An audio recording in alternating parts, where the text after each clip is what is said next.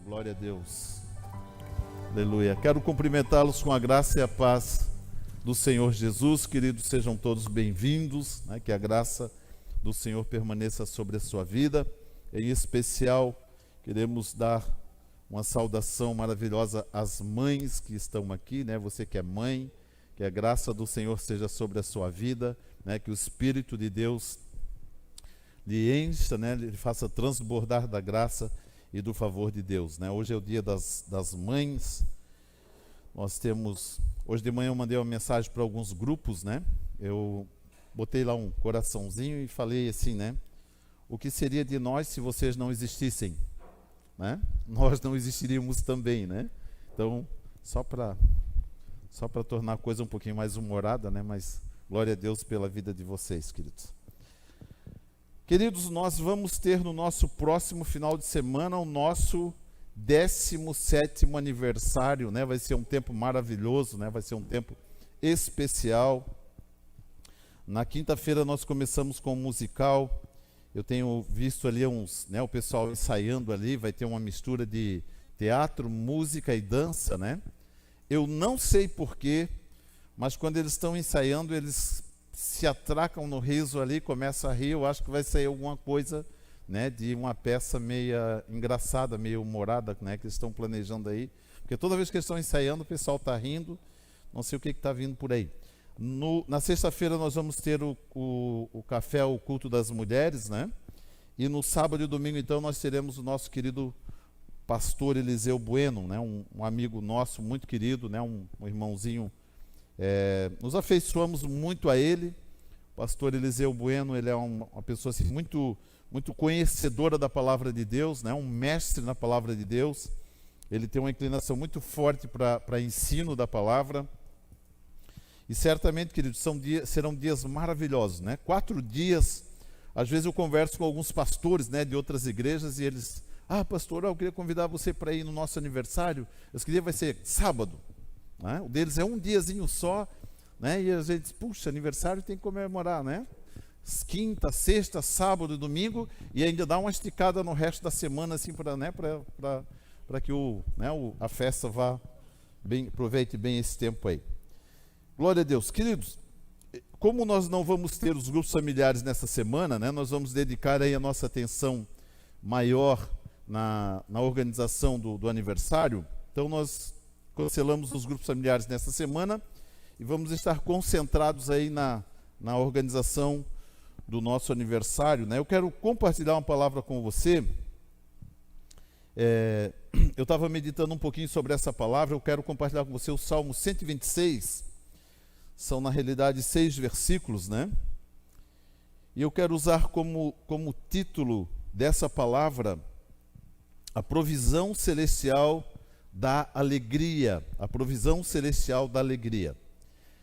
Queridos, a alegria, ela é a forma mais concreta, a forma mais perfeita de nós demonstrarmos que a obra de Deus, ela tem gerado efeitos em nossas vidas. Nos alegrarmos é um resultado, é uma consequência da obra de Deus, né? A falta de alegria revela o inverso, né? Porém, muitas vezes, nós temos tantos motivos para nos alegrar e, no entanto, muitas vezes a gente não vê essa alegria estampada, né, no rosto das pessoas. Eu quero conversar um pouquinho com você nesta noite sobre alegria e, juntamente com a alegria, quero compartilhar alguns outros valores, né, que nós precisamos observar através da palavra de Deus. Nós vamos fazer a leitura aqui do Salmo 126. Depois, então, quero extrair aqui alguns valores para o meu coração, para o seu coração. A palavra de Deus, ela declara assim: quando o Senhor trouxe os cativos de volta a Sião, estávamos como os que sonham. A nossa boca se encheu de riso, a nossa língua de cânticos de alegria. Então se dizia entre as nações: grandes coisas fez o Senhor por eles. Grandes coisas fez o Senhor por nós, e por isso estamos cheios de alegria. Restaura a nossa sorte, ó Senhor, como as correntes do Neguebe. Os que semeiam com lágrimas colherão com cânticos de alegria. Aquele que leva a preciosa semente, andando e chorando, voltará com cânticos de alegria, trazendo consigo os seus feixes ou trazendo consigo os seus molhos, como fala em outra tradução. Curve a sua cabeça, queridos, vamos orar ao Senhor. Pai, obrigado pela tua palavra, obrigado pelo teu amor. Paizinho querido, dentre tantos bens que o Senhor nos concedeu, dentre toda a sua bondade, dentre todas as suas maravilhas, tudo aquilo que o Senhor nos ofertou, Paizinho querido, para benefício das nossas vidas, sem dúvidas, uma das maiores dádivas do Senhor é a sua palavra. Nós podemos, a partir dela, através dela, Paizinho querido, edificar a nossa fé, crescer no conhecimento. Pai, obrigado porque nós somos abençoados pela tua palavra.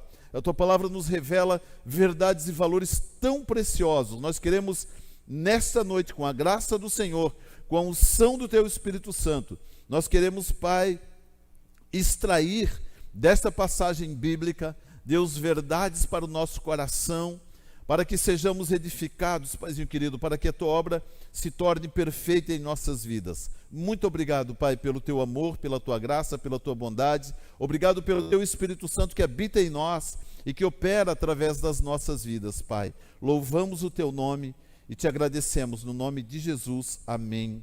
Glória a Deus. Queridos, esse salmo, ele foi escrito a partir de uma experiência daqueles que estavam exilados na Babilônia, permaneceram exilados por 70 anos.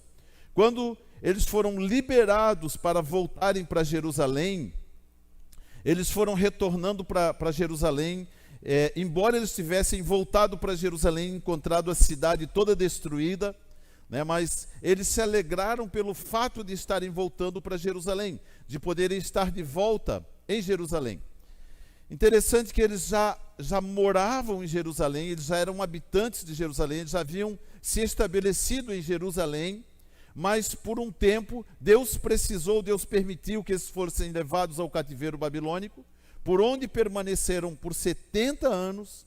Lá eles foram escravos, se tornaram escravos dos assírios, dos babilônicos, e depois então dos 70 anos, conforme uma profecia dada por Deus ao profeta Jeremias, Daniel, então, ele encontra o livro dessa profecia, ele apresenta essa profecia para o rei permite que eles saiam da Babilônia, que eles retornem para Jerusalém, e agora esse salmo, o salmista retrata a alegria deles poderem retornar para Jerusalém.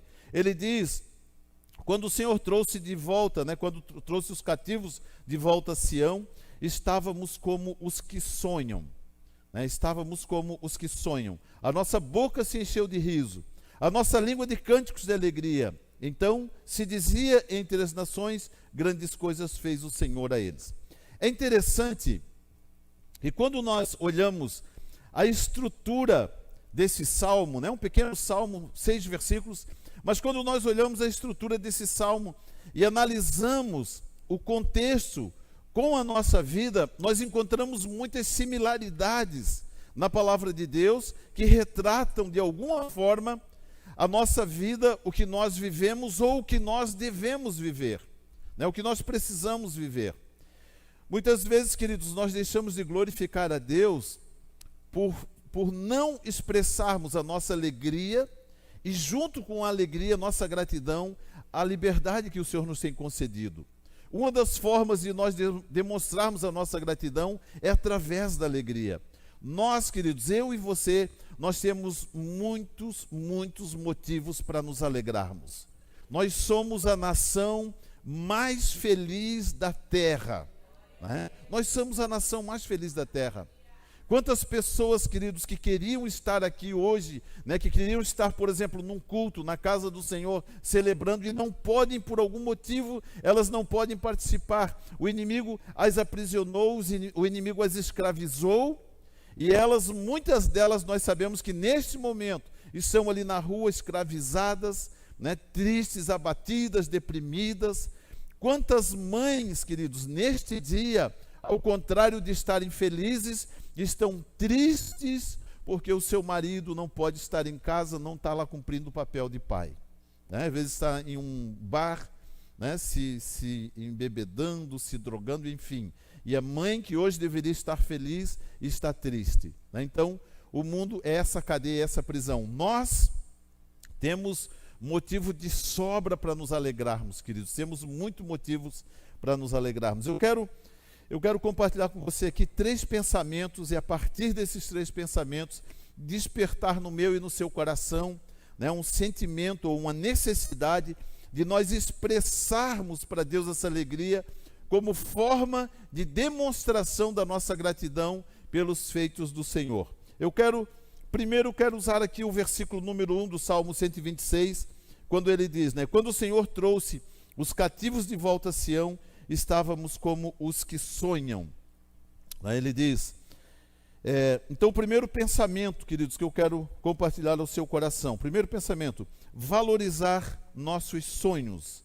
Valorizar nossos sonhos. Eu quero que você olhe para alguém do seu lado e diga para essa pessoa, diga assim, né? Valorize seus sonhos. Isso, né? Valorize seus sonhos.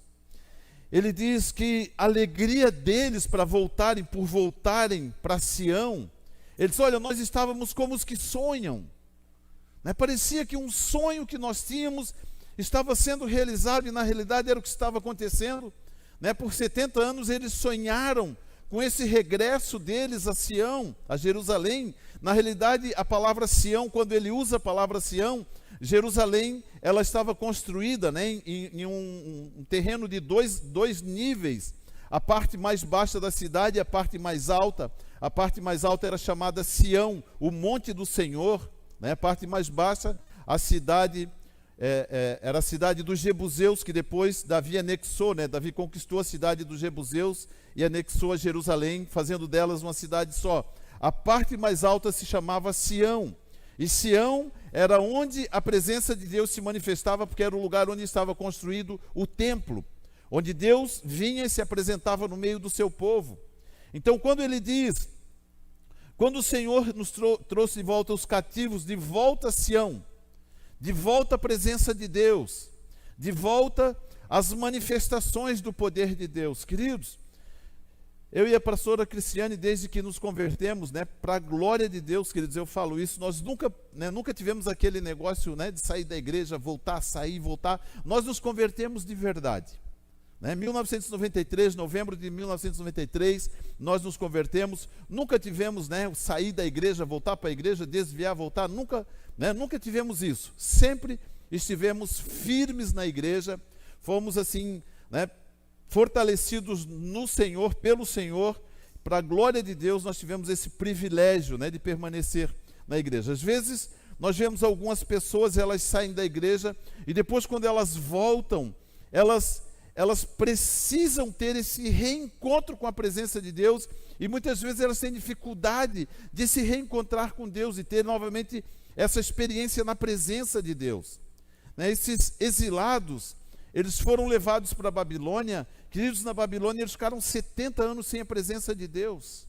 Os que já haviam experimentado em Jerusalém, quando foram para a Babilônia, né, eles sentiam uma falta muito grande.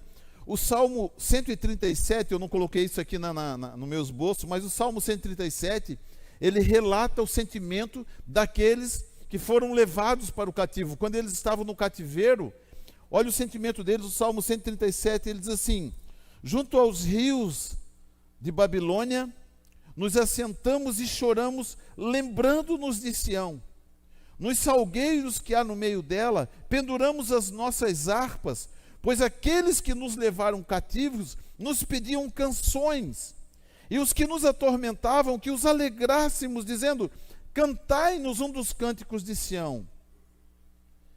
Os arpistas, quando eles foram levados para o cativeiro, ele retrata nesse salmo, ele diz que eles penduravam as suas harpas nos salgueiros, eles choravam lembrando-se de Sião, e aqueles que os levaram cativos, os babilônicos, olhavam para eles e diziam assim: canta um dos cânticos de Sião para nós nos alegrarmos. E eles tinham que cantar, porque eles eram escravos em Sião. Eles dizem assim: como, porém, entoaremos o cântico do Senhor em terra estranha? Mas eles tinham que fazer isso. E os assírios, os babilônicos, eles, ouvindo os cânticos de Sião, eles se alegravam. Eles se alegravam. Os cânticos que serviam, que deveriam servir o povo de Deus, agora estava alegrando aqueles que os escravizavam. Ele diz: pois aqueles que nos levaram cativos nos pediam canções, e os que nos atormentavam, que os alegrássemos. Esse salmo, ele conta esse retorno, essa volta para Sião, para Jerusalém. Quando o Senhor trouxe os cativos de volta a Sião, estávamos como os que sonham. Sonhos falam de planos. Nossos planos precisam ser valorizados. Sonhar é planejar. Sonhar é construir no coração aquilo que nós queremos conquistar ao longo da nossa vida. Deus, Ele concorda com os nossos sonhos, Ele concorda com os nossos planos, queridos. Deus quer participar dos planos que nós construímos no nosso coração. Uma pessoa sem planos é uma pessoa sem propósitos. Uma pessoa sem propósitos é uma pessoa sem caráter. Ela não é um mau caráter, ela é uma pessoa sem caráter. Existe o mau caráter, que o caráter daquela pessoa é mau. Mas existem pessoas sem caráter, elas não têm propósito, elas não têm planos. Deus se relaciona com elas, mas ele não tem uma reciprocidade no seu relacionamento com elas. Deus, ele busca a pessoa, procurando encontrar no coração delas, porque o Salmo 37 diz que Deus, ele realiza os desejos do nosso coração. Mas se uma pessoa não tem planos, não tem sonhos no seu coração, como o Senhor irá realizá-los? A palavra de Deus, ela declara que Deus nos dá muito mais abundantemente, além daquilo que pensamos ou imaginamos. Ele quer nos surpreender em cima daquilo que nós planejamos. De manhã eu fiz uma brincadeira com os irmãos, nós sonhamos ter um fusquinha. Para muita gente um fusquinha está bom, mas Deus quer nos surpreender, Ele quer nos dar uma Brasília. Brincadeirinha. Deus, ele quer surpreender, ele quer superar a expectativa do nosso coração. Ele tem prazer em fazer isso. Mas nós precisamos ter os nossos planos.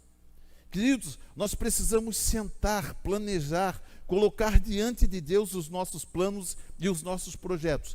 Quais são os planos que você tem no seu coração? Você tem valorizado os planos que estão no seu coração? Deixa eu dar um testemunho. Eu e a pastora Cristiane, quando na nossa época era um pouquinho diferente, Hoje em dia as pessoas compram, é mais fácil comprar uma casa do que construir, Na minha época era mais fácil construir do que comprar. Comprar era mais difícil, Era mais fácil construir. Então, nós tínhamos um plano no nosso coração de construirmos a nossa casa. Nós já tínhamos ali o terreno, Nós precisávamos fazer a terraplenagem do terreno. Ele era um terreno meio irregular, fizemos a terraplenagem, deixamos o terreno, todo niveladinho, e depois então nós precisávamos construir a nossa casa. E daí nós nos assentamos e fizemos o projeto da nossa casa. Queridos, a nossa casa está lá hoje ainda, ela está alugada. A nossa casa, ela foi construída exatamente como nós planejamos, como nós colocamos no papel. A nossa casa foi construída, 185 metros quadrados, com varanda, para colocar rede, sabe? Como nós sonhávamos, a nossa casa está lá. Nós tínhamos um sonho no coração, não sabíamos como iríamos construir, mas Deus, Ele nos deu graça para construirmos a casa que nós queríamos, a casa que nós sonhávamos. Deus quer realizar os sonhos do seu coração. Posso ouvir um amém? Ele quer realizar, queridos. Ele quer encontrar sonhos no seu coração. Ele quer encontrar planos no seu coração, projetos no seu coração. Projete, planeje, busque de Deus. Busque de Deus, Senhor, eu quero conquistar, eu quero crescer, Senhor. Eu quero poder influenciar pessoas. É difícil, queridos, uma pessoa que não conquista nada influenciar alguém. Queira ou não, seja justo ou não, quando nós nos dispomos a influenciar alguém, As pessoas sempre olharão primeiro para as nossas conquistas, aquilo que nós conquistamos. Uma pessoa que não conquista, ela não influencia.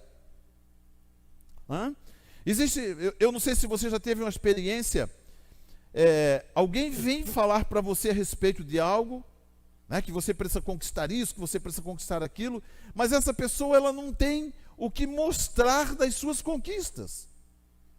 E daí você fica imaginando, por que ela está falando isso para mim se ela mesma não tem as suas conquistas? Deus quer encontrar sonhos e projetos dentro do nosso coração, dentro do meu coração e dentro do seu coração. Deus tem prazer em atender os nossos sonhos, né? Em nosso relacionamento com o Senhor, sempre veremos o Senhor atendendo os nossos sonhos. Diga para alguém do seu lado, diga assim para essa pessoa, né? Você precisa sonhar mais. Você precisa sonhar mais, você precisa ter sonhos, apresentá-los diante de Deus. Queridos, a realização, ouça bem isso, a realização dos nossos sonhos não se dão pela nossa capacidade. A realização dos nossos sonhos, elas não se dão pela nossa capacidade. Elas se dão pelo quanto nós cremos que o nosso Deus pode realizar aquilo que nós desejamos. Ele realiza de uma forma sobrenatural, de uma forma que nós não imaginamos. Nós precisamos crer nisso, valorizar os nossos sonhos. Deus somente valorizará a realização dos nossos sonhos se dedicarmos a eles a atenção que eles merecem. Deus trabalhou por anos para atender os sonhos do coração de José.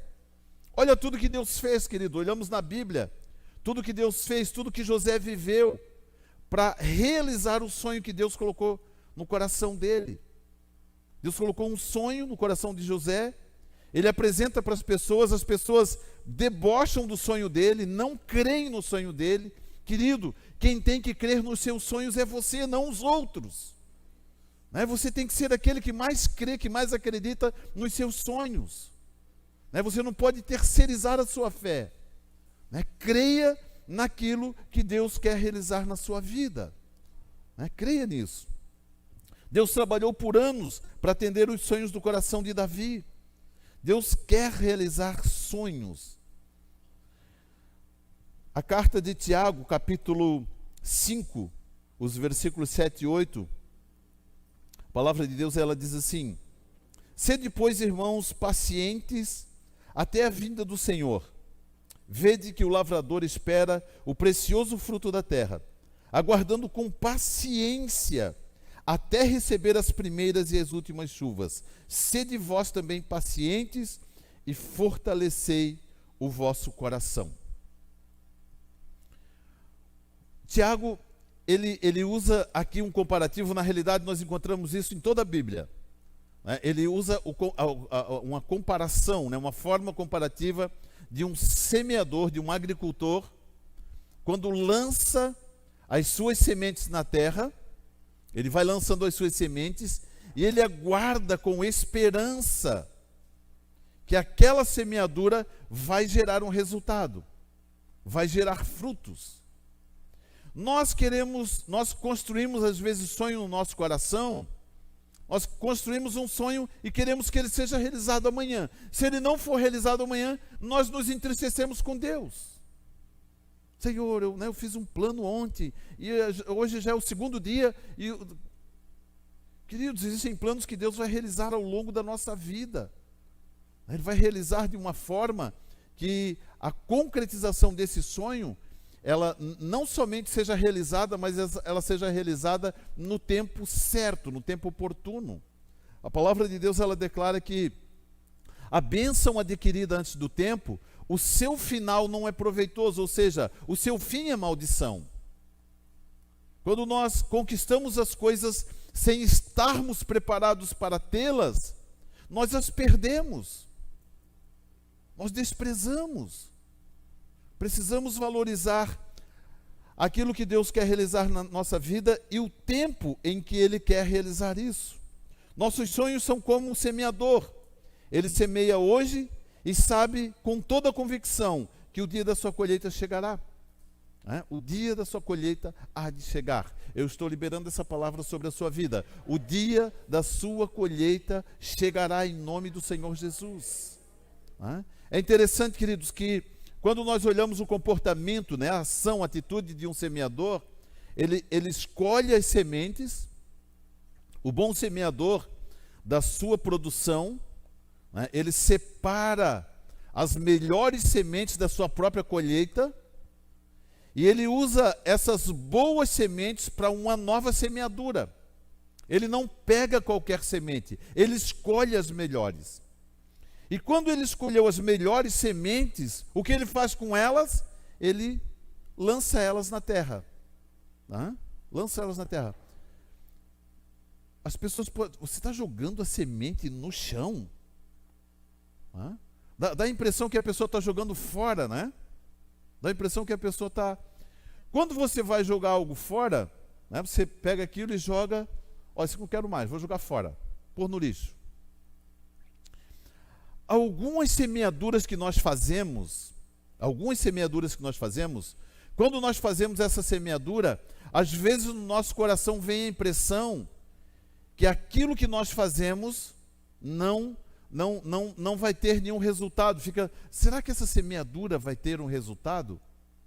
Será que o que eu estou fazendo hoje, eu vou colher amanhã algum resultado? Olha o que Paulo declara quando ele escreve aos Coríntios, 1 Coríntios 15, 58. Essa palavra aqui eu uso ela regularmente, frequentemente, nas cartinhas, às vezes conversando com as pessoas. 1 Coríntios 15, 58. Portanto, meus amados irmãos, sede firmes e constantes, sempre abundantes na obra do Senhor, sabendo que no Senhor o vosso trabalho não é vão. Ele está dizendo para mim e para você, você está semeando? Te prepara, você vai ter uma colheita em nome do Senhor Jesus. Toda semeadura tem a sua colheita, queridos, em nome de Jesus. Valorize os seus sonhos. Segundo pensamento, o versículo 2 do Salmo 126, ele diz assim: a nossa boca se encheu de riso e a nossa língua de cânticos de alegria. Então se dizia entre as nações, grandes coisas fez o Senhor por eles. Segundo pensamento, valorizar os motivos para alegrar-se. Valorizar os motivos para alegrar-se. Olhe para a pessoa que está do seu lado e diga assim para ela: você tem mais motivos para alegrar-se do que para reclamar.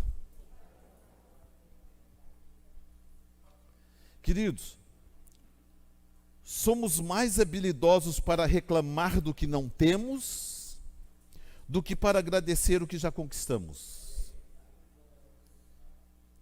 Senhor, por que o Senhor ainda não me deu isso?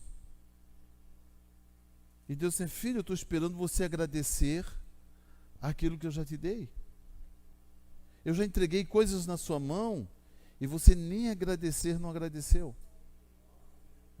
E agora está me cobrando o que eu ainda não te dei. Nós somos mais habilidosos para reclamar do que não temos do que para agradecer o que já conquistamos. Queridos, para um pouquinho e pensa. Quantas conquistas nós já obtivemos ao longo da nossa vida? Quantas conquistas nós já obtivemos? Se nós fizermos assim um breve retrospecto das coisas que nós já conquistamos, só isso já seria motivo suficiente para nós nos alegrarmos no Senhor todos os dias da nossa vida. Senhor, obrigado, obrigado, obrigado, Deus, obrigado. O problema, queridos, é que nós somos mais habilidosos em reclamar do que agradecer.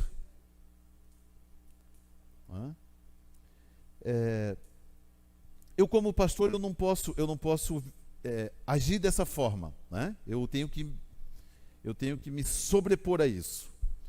Mas é difícil, queridos, você sentar com a pessoa e conviver com alguém que só reclama. só reclama, é habilidosa para encontrar, né? Fala, Senhor, né? É difícil conviver com uma pessoa que não tem expressões de gratidão, reconhecimento daquilo que Deus já realizou na vida da pessoa. Todas as vezes que você senta com a pessoa para conversar, ela tem queixas a fazer. Ela não consegue ver aquilo que Deus já realizou, os olhos delas parecem que estão fechados para ver a bondade de Deus agindo em seu favor. Querido, você está vivo hoje, está respirando? Glória a Deus por isso, querido. Glória a Deus pela vida. Sem ser aqui muito trágico, né? Quantas pessoas não passaram pelo Covid? Quantas pessoas não conseguiram passar pelo Covid? E nós estamos aqui, passamos por uma pandemia e sobrevivemos. Não é motivo, queridos, para nós glorificarmos a Deus, né? Para nós nos alegrarmos.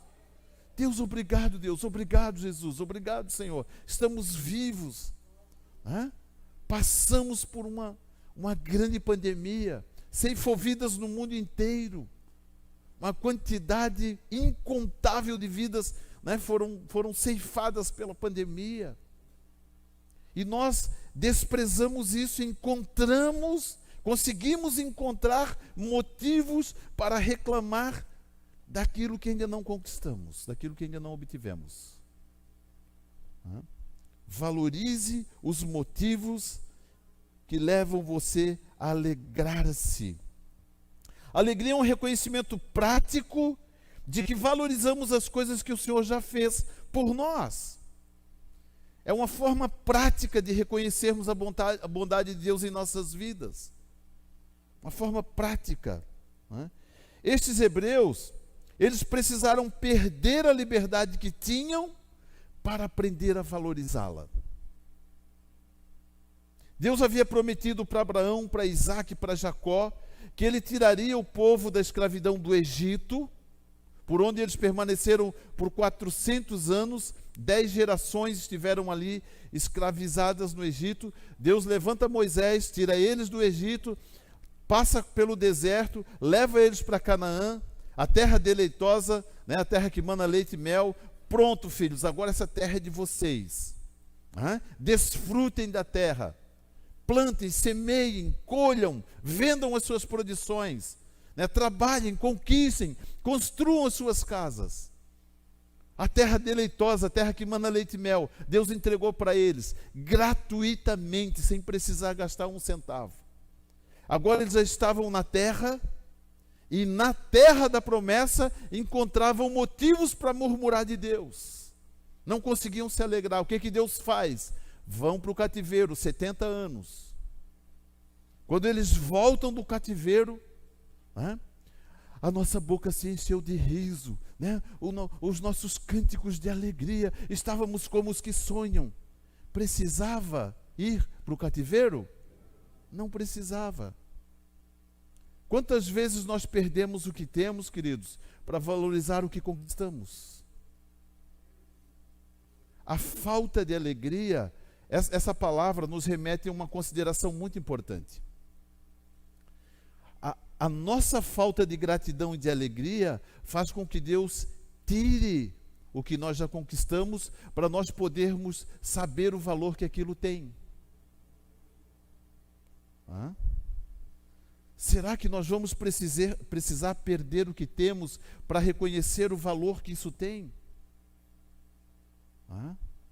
Queridos, louve ao Senhor, exalte ao Senhor, engrandeça ao Senhor, expresse ao Senhor a sua gratidão pela bondade e pelo favor dele em nossas vidas, na minha vida, na sua vida. Louve a Deus por aquilo que você já conquistou. Não espere perder o que você tem hoje para aprender a dar o devido valor. Alegre-se no Senhor hoje. Olha o que diz Neemias. Neemias, guiado por Deus, movido por Deus, né, trazendo a mensagem do Senhor ao seu povo. Ele diz no capítulo 8, versículo 10 do livro de Neemias, ele diz assim: disse-lhe mais o Senhor: ide, comei as gorduras, bebei as doçuras, enviai porções aos que não têm nada preparado para si. Este dia é consagrado ao nosso Senhor. Não vos entristeçais, pois a alegria do Senhor é a vossa força. A alegria do Senhor é a vossa força. A alegria do Senhor. A alegria do Senhor é a nossa força. Mas se a tristeza se sobrepõe à nossa alegria, somos fracos, frágeis e falhos. Nós deixamos a tristeza se sobrepor à nossa alegria. A alegria, queridos, ela é a manifestação da força de Deus em nós. Precisamos nos alegrar, precisamos viver uma vida de alegria, uma vida de gozo, de contentamento, expressões de alegria e de gratidão. Procure dentre todas as suas experiências aquelas que alegram. Uma outra palavra diz que nós devemos trazer à nossa memória as coisas que nos dão esperança, aquilo que nos motiva, aquilo que nos alegra. Se nós olharmos somente para as nossas frustrações e decepções, o que será da nossa vida? Nós somos alimentados por aquilo que geramos no nosso coração. Nós somos impulsionados por aquilo que construímos no nosso coração. O que nós temos construído no nosso coração? Queridos, mais uma vez, como pastor eu não posso ter esse comportamento, pastor tem que ser sempre diferente, mas é difícil relacionar-se com uma pessoa que só reclama, está toda hora falando mal de alguma coisa. Chega uma hora que até o pastor, irmão, dá licença, chega. Tantos motivos que nós temos para nos alegrarmos, queridos. Tantos motivos que nós temos para nos alegrarmos. Posso ouvir um amém? Os motivos que nos entristecem não podem ser maiores do que os que nos alegram. Uma balancinha. Como que nós pesamos a nossa balança, Isso daqui nos alegra, esse aqui nos entristece. Qual delas exerce maior influência na nossa vida?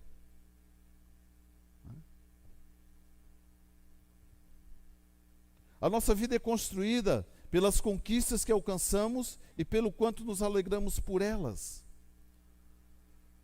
Às vezes a gente se surpreende, queridos, com a alegria de algumas pessoas por conquistarem coisas tão simples. Conquistam coisas tão simples e elas expressam uma alegria tão grande. A gente olha assim, meu Deus, algo tão simples, a pessoa feliz da vida. Às vezes aquilo que a pessoa conquistou, nós temos condições de comprar, de adquirir 10, 20, 30 vezes mais do que aquela pessoa conquistou. Mas aquilo gerou uma alegria tão grande no coração dela que nós nos sentimos envergonhados. Deus, eu quero ter a alegria dessa pessoa. Eu quero ter os meus motivos de expressar a minha alegria, a minha gratidão ao Senhor. Interessante que no Salmo 126, esse versículo 2, ele diz assim: a nossa boca se encheu de riso e a nossa língua de cântico de alegria. Então se diziam entre as nações, os outros diziam, não eles, os outros, os de fora. Então se diziam entre as nações, grandes coisas fez o Senhor por eles. Às vezes os que estão de fora, queridos, eles têm mais habilidade para ver o que Deus já fez na nossa vida e nós não percebemos isto. Nós não conseguimos perceber isto. Deus está fazendo algo maravilhoso, os de fora veem, e nós não conseguimos perceber. Vamos mudar esse comportamento, queridos, vamos viver uma vida de alegria e de gratidão ao Senhor. O terceiro pensamento, o versículo 6 do Salmo 126, ele diz assim: aquele que leva a preciosa semente, andando e chorando, voltará com cânticos de alegria, trazendo consigo os seus feixes, né? Então, terceiro pensamento: acredite na sua colheita. Acredite na sua colheita, né? Queridos, todos nós, de alguma forma, nós tivemos o nosso tempo de semear chorando. Todos nós já passamos por esse período, né? Da luta, da dificuldade, da adversidade. Todos nós já passamos por isso um dia na nossa vida. Semearmos chorando, né? Mas não paramos de semear, continuamos semeando, continuamos, né, labutando, servindo ao Senhor, trabalhando, perseverando. O que o apóstolo Paulo escreve, né? Portanto, meus amados irmãos, sede firmes e constantes, sempre abundantes na obra do Senhor, sabendo que no Senhor o vosso trabalho não é vão. Né? Acredite na sua colheita. Diga para alguém do seu lado, olhe para essa pessoa e diga para ela, né? Acredite na sua colheita. Né? Acredite na sua colheita. Você é a pessoa que mais precisa crer na sua colheita. A sua fé nas suas conquistas precisa estimular as pessoas à sua volta a crerem da mesma forma. Assim como o seu abatimento influencia negativamente as pessoas à sua volta, assim também a sua confiança de que o Senhor lhe abençoará também influenciará as pessoas em torno de você. Seja uma prova viva de que o Senhor é fiel. Filipenses capítulo 1, versículo 6. Filipenses capítulo 1, versículo 6. Ele diz assim: tendo por certo que, ele diz, eu tenho essa convicção, tenho essa certeza que aquele que em vós começou a boa obra é fiel para completá-la até o dia do nosso Senhor Jesus Cristo. Eu tenho essa convicção, eu tenho essa certeza. Aquele que em vós começou a boa obra. Queridos, esse texto está afirmando para mim e para você: o projeto de Deus na minha vida e na sua vida, no que depender dele, não vai falhar, vai se concretizar. Deus está dizendo assim: filho, o que depender de mim, nós estamos juntos, eu vou fazer, né? Você vai conquistar, vai alcançar. Né? Nós precisamos crer, queridos, na nossa colheita.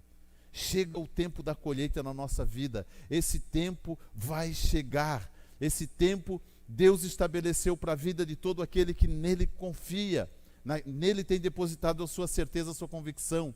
O Senhor é um Deus fiel, um Deus maravilhoso, né? Aquele que nos ama e tem sempre o melhor de si para as nossas vidas. Precisamos crer nisso.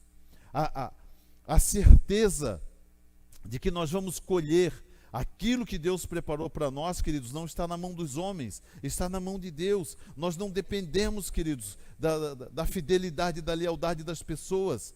Nós dependemos daquilo que nós cremos, do quanto confiamos no nosso Deus. A nossa colheita virá, a minha colheita virá, a sua colheita virá. Deus é um Deus fiel, Deus é um Deus maravilhoso. Ele não vira as costas para mim, Ele não vira as costas para você. Ele está atento a toda a semeadura que você está fazendo. A palavra de Deus, ela declara: tudo aquilo que o homem semear, isso também ceifará. Você tem semeado o amor de Deus, você tem semeado a palavra de Deus, você tem semeado orações, você tem semeado o desejo do seu coração de ver as pessoas à sua volta prosperarem, crescerem. Deus vai fazer com que a sua colheita seja sobre a sua vida imensamente maior do que aquilo que você tem semeado. Deus declara sobre a sua vida essa palavra nessa noite, queridos.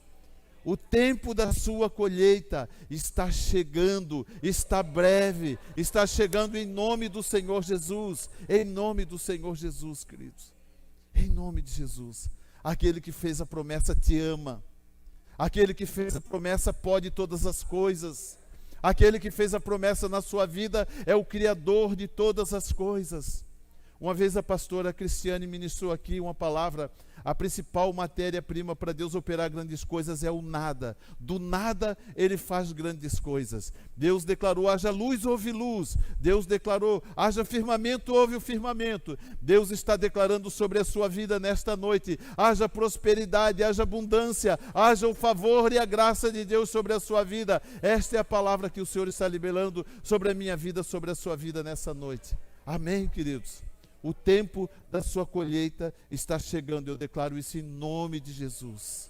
Em nome de Jesus. Se você crê nessa palavra, tem convicção dessa palavra, né? Acredite que uma hora mais cedo ou mais tarde, a sua colheita há de chegar. No nosso caso, mais cedo, né? Vai chegar mais cedo. Você pode dar para Jesus um aplauso por essa palavra? Glória a Deus.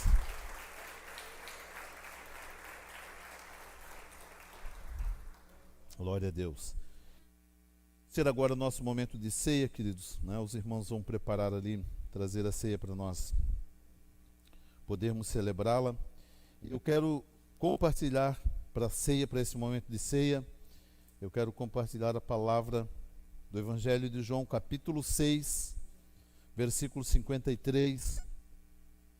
Evangelho de João, capítulo 6, a partir do versículo 53, quando a palavra do Senhor declara assim: Jesus lhes disse: em verdade vos digo que, se não comerdes a carne do Filho do Homem e não beberdes o seu sangue, não tereis vida em vós mesmos.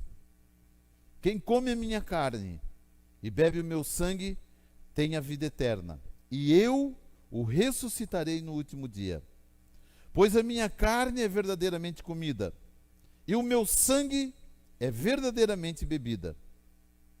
Quem come a minha carne e bebe o meu sangue permanece em mim e eu nele. Assim como o Pai que vive me enviou, e eu vivo pelo Pai, assim também quem de mim se alimenta viverá por mim. Este é o pão vivo que desceu dos céus. Vossos pais comeram o maná e morreram, mas quem comer este pão viverá para sempre. Amém. Se nós olharmos a fala de Jesus, no sentido literal, nos falando isso para os seus discípulos, ele diz assim: em verdade vos digo que, se não comerdes a carne do Filho do Homem e não beberdes o seu sangue, não tereis vida em vós mesmos, né? Aí os discípulos olham para Jesus: do que ele está falando? Se eu comer a carne de Jesus e se eu tomar o sangue dele, do que esse homem está falando? Vou precisar dar uma mordida em Jesus para poder comer a carne dele, né? Beber o sangue dele. Jesus estava se referindo profeticamente a esse momento. Ele estava fazendo uma citação a respeito da ceia, do momento da ceia, e ensinando para eles o momento, o valor que tem a ceia. O valor que nós precisamos encontrar na ceia. Se nós olharmos o que Jesus está falando aqui, a palavra de Deus, ela declara que Jesus é o verbo vivo. Jesus é a palavra. Então, ao comer de Jesus, ao comer, como diz, a carne de Jesus, eu estou na realidade comendo a palavra de Deus. É uma alusão profética a essa verdade. Quando ele diz: quem não comer da carne e não beber do sangue, o sangue está relacionado à salvação, à obra da cruz do Calvário. Beber o sangue, receber a salvação. Eu recebo a salvação e eu me alimento da palavra de Deus. São duas atribuições necessárias para o fortalecimento da nossa fé, para a consolidação da nossa vida com o Senhor. Ele diz: quem come a minha carne e bebe o meu sangue tem a vida eterna, e eu o ressuscitarei no último dia. Ele diz assim: em verdade vos digo, que se não comerdes, se você não comer da carne do Filho do Homem e não beber de seu sangue, não tereis vida em vós mesmos.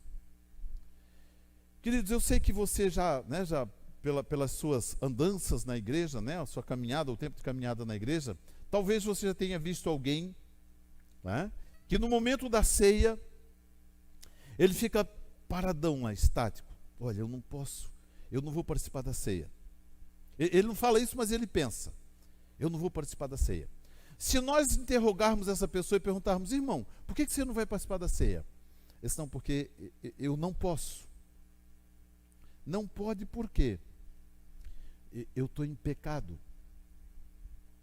Ah, você está em pecado e não pode participar da ceia. Isso. E quem de nós então pode participar? Se nós considerarmos dessa forma a ceia, eu poderia pedir para os irmãos recolherem de volta a ceia, guardar ela, e nós não poderíamos participar, queridos, da ceia. Porque ao nos analisarmos, nós vamos encontrar pecados em nós. Quando o apóstolo Paulo diz, examine-se o homem a si mesmo, ele não está dizendo para examinar e não encontrar pecado, é o contrário. Examine-se para ver se você não vai encontrar em você pecado. Por isso que nós precisamos da ceia. A ceia, ela representa a obra do Senhor Jesus, que pagou a conta do nosso pecado. Quando eu participo da ceia, eu estou dando um recibo de que eu concordo com o sacrifício de Jesus na minha vida. Deixa eu dar um exemplo. Deixa eu dar um exemplo prático. Eu sou o pastor e eu vou servir a ceia. Eu sei que a pastora Eva está em pecado, eu sei. Ela confessou para mim o pecado dela. E aí eu vou servir a ceia para o pastor Toninho recebe. Quando chega a pastora Eva, eu não entrego para ela. Por quê? Porque eu sei que ela está em pecado. Como que a pastora Eva vai se sentir no meio da congregação? Porque se a palavra de Deus fosse isso, eu teria de fazer desta forma. Como que a congregação ia tratar a pastora Eva? Olha, se afasta dela porque ela está em pecado. Não tenha comunhão com a pastora Eva. Ela fez alguma coisa de grave, de sério, porque o pastor não entregou a ceia para ela. Imagina Jesus entregando a ceia para nós e fazendo da mesma forma. Privando a pastora Eva. Pastora Eva, você está em pecado? Tá, você não. Nós nos examinamos, nós olhamos para a palavra de Deus, olha, examine-se o homem a si mesmo. Eu me examinei e não encontrei pecado. Será? A palavra de Deus, ela declara, queridos, que se nós cobiçarmos a esposa do próximo, nós já cometemos adultério. Do ponto de vista de Deus, queridos, o adultério não é consumado pela prática, ele é consumado pela cobiça.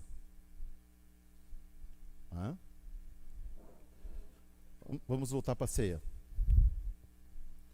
Examine-se o homem a si mesmo. Esse momento, queridos, é um momento de comunhão. É um momento onde todos nós comemos o mesmo pão e bebemos do mesmo suco, do mesmo vinho, do mesmo cálice. Então, nós precisamos participar desse momento, entendendo que em nada nos diferimos uns dos outros. Pois a minha carne é verdadeiramente comida e o meu sangue é verdadeiramente bebida. Quem come a minha carne e bebe o meu sangue, permanece em mim e eu nele. Existem coisas, queridos, essa semana o meu pão se desmanchou aqui. A semana passada, eu coloquei na cartinha a conversa de Jesus com Pedro. Jesus vai lavar os pés de Pedro. Pedro disse, Senhor, tu não vai lavar meus pés. Esse Pedro, o que eu faço, tu não compreendes agora, compreenderás depois.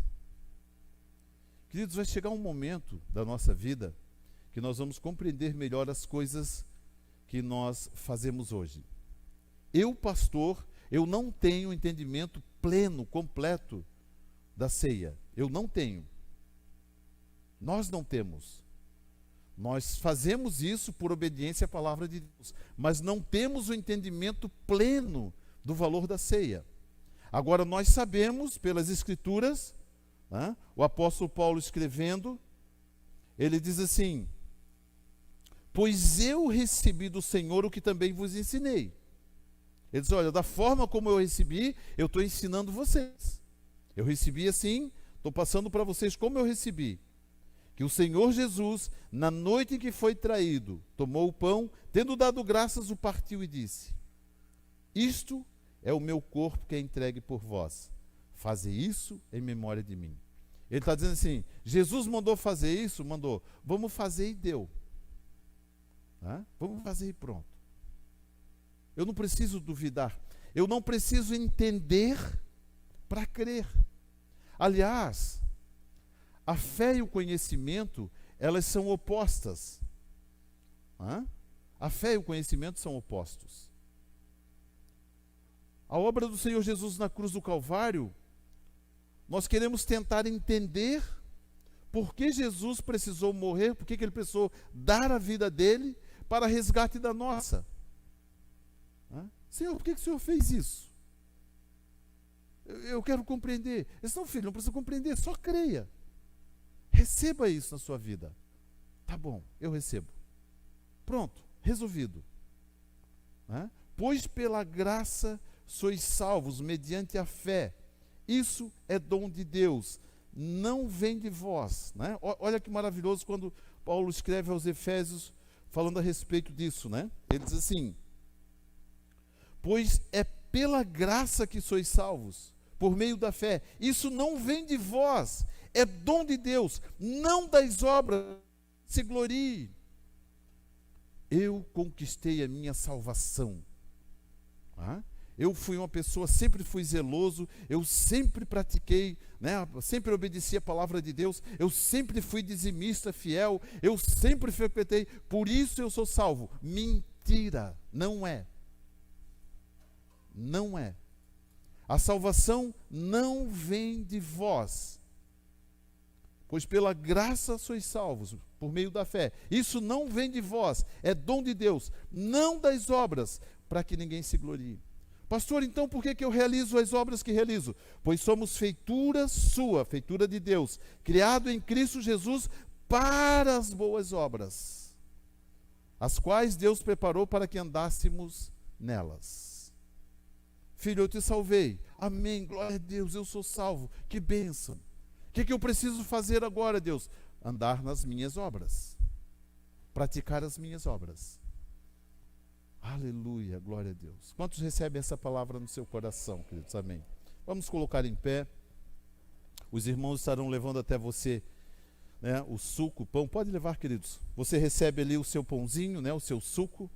E depois nós vamos, você não coma já, segure ali, por um instante.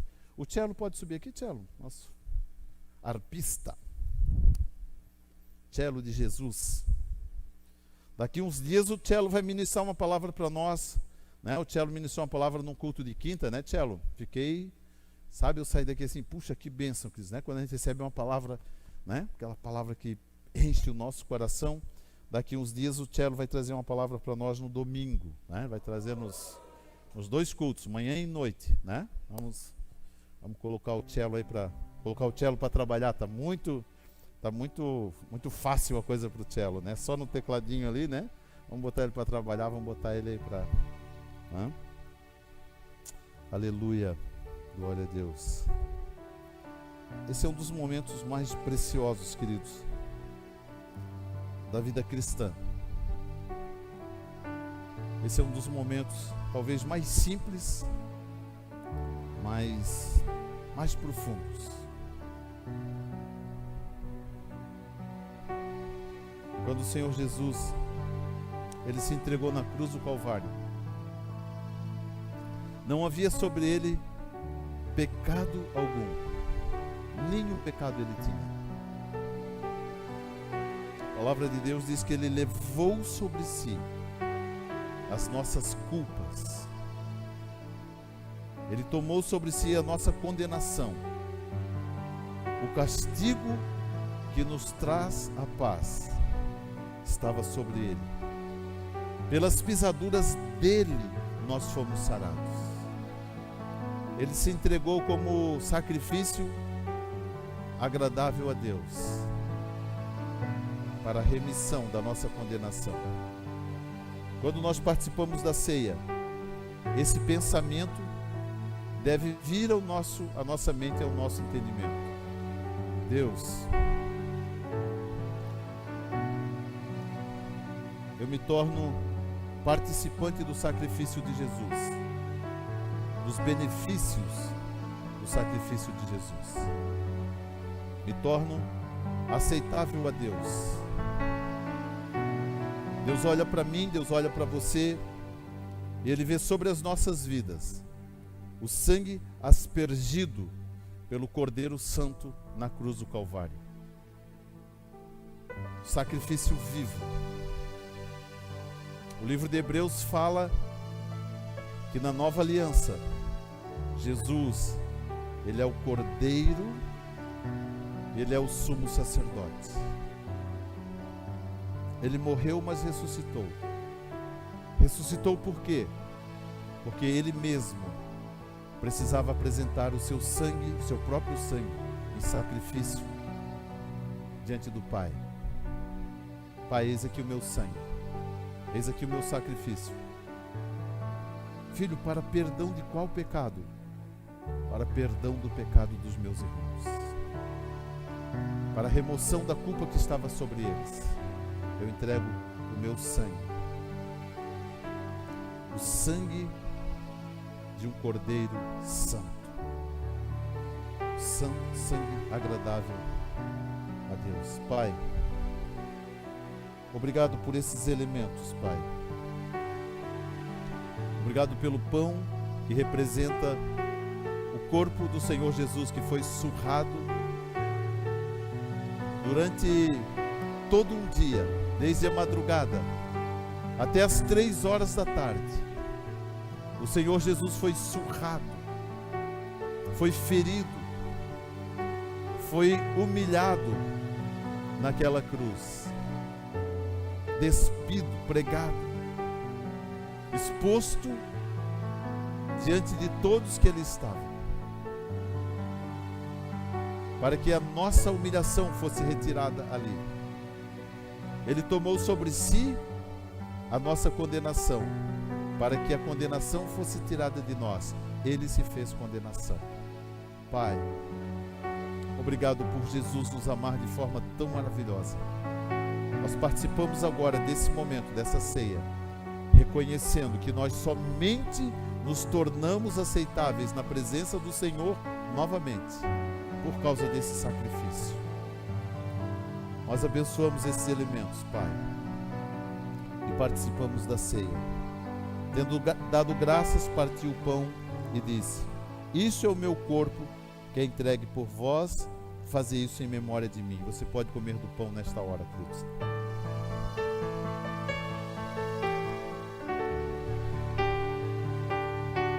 Semelhantemente, depois de cear, tomou o cálice, dizendo: este cálice é a nova aliança no meu sangue. Fazei isso todas as vezes que beberdes em memória de mim.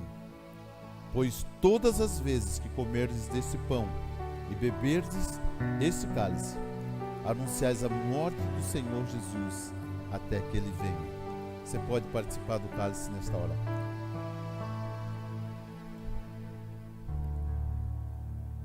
Glória a Deus. Ponha o cálicezinho aí do lado, em algum lugar. Dê a mão para a pessoa que está ali do seu lado. Se possível, fechem ali os corredores. Nós queremos orar abençoando sua vida nessa hora.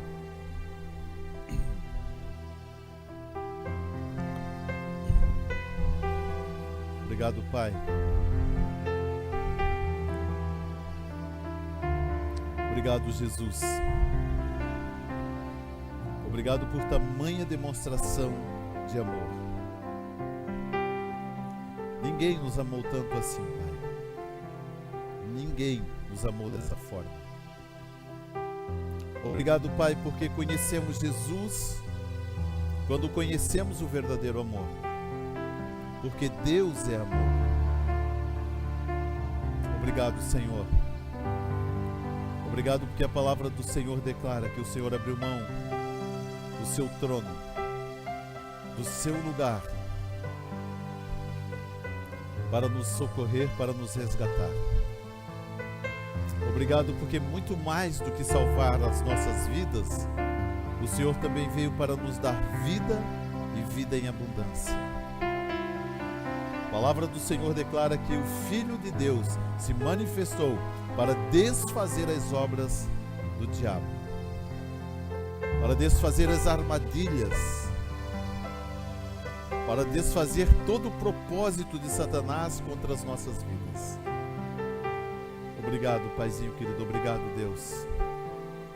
Obrigado porque em Cristo Jesus nós somos herdeiros de Deus e co-herdeiros com Cristo Jesus de toda a sua herança. Tudo que o Senhor deu para Jesus também nos pertence, também é nosso.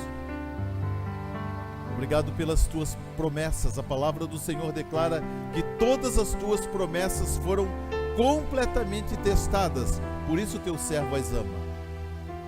Obrigado, Pai. O Senhor nos prometeu vida plena, vida abundante. Nós desejamos isso, nós temos isso. O Senhor nos prometeu vida eterna. Nós desejamos isso, nós temos isso. A vida eterna no Senhor. Pai, eu quero abençoar a vida do meu irmão, da minha irmã. Pai, nós estamos vivendo um novo tempo no Senhor, Pai. Um tempo onde nós temos sido visitados de uma forma tão maravilhosa pelo Espírito do Senhor. Deus, obrigado, obrigado, porque nós não somos mais escravos, somos livres. O Senhor nos libertou. Ah, Pai, obrigado, Deus. Obrigado porque as escamas que nos cegavam foram removidas. Agora nós podemos ver.